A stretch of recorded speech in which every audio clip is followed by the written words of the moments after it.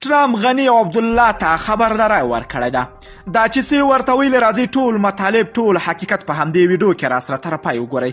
تر څو تاسو هم له حقیقتونو خبر شئ په سلامونه مو هرکلی کوم دوستانو خدای دې وکړي چې جوړ او روغ اوسئ که چیرته د پشتو نیوز چینل ته تاسو نوي راغلی یئ نو اول سبسکرایب کړئ ورسره څنګ ته وړکای د بیل نشان ووهئ تر څو زموږ تازه ویډیوګانې ستاسو لاس ته زره تر زره در ورسیږي پامپو غني او عبدالله ته ویلي دي له طالبانو سره هوکړه وکړئ کنه ټول امریکایي عسکر له افغانستانه وباسم امریکایي NBC ټلویزیون د خپلو سرچینو له خولې لیکلي چې د متحده ایالاتو د بهرنیو چارو وزیر کابل ته په خپل وروستي سفر کې اشرف غني او عبدالله ته د ټرمپ هغه خبرداری واورولی چې خپل اختلاف د حل او له طالبانو سره یو هوکړه وکړي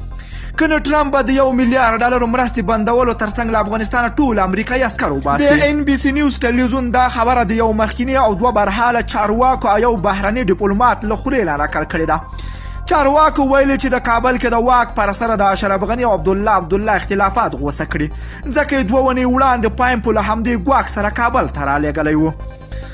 د راپور پر بنسټ پایمپو دا خبره له اشرف غني او عبدالله سره په کوچنیو غونډو کې شریکه کړه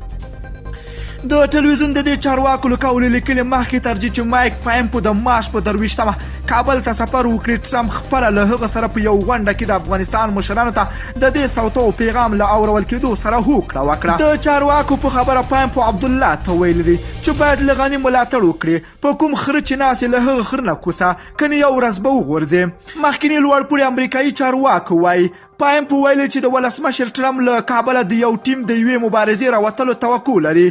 او که له طالبانو سره د امریکا هوکړه ناکامه شي اشرف غني او عبدالله به یې مسؤلین وي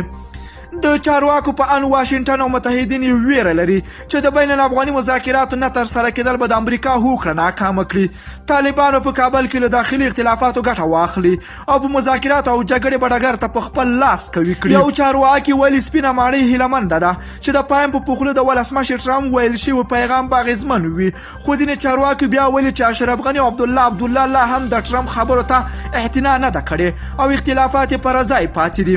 NBC نیوز د خپل سرچینو له قوله وای ټرمپ وار ویلي چې غواړي د افغانستان د جګړې په ختمولو سره د سولې لپاره د نوبل جایزه وګټي قرآن کې په سترګو مو ګوري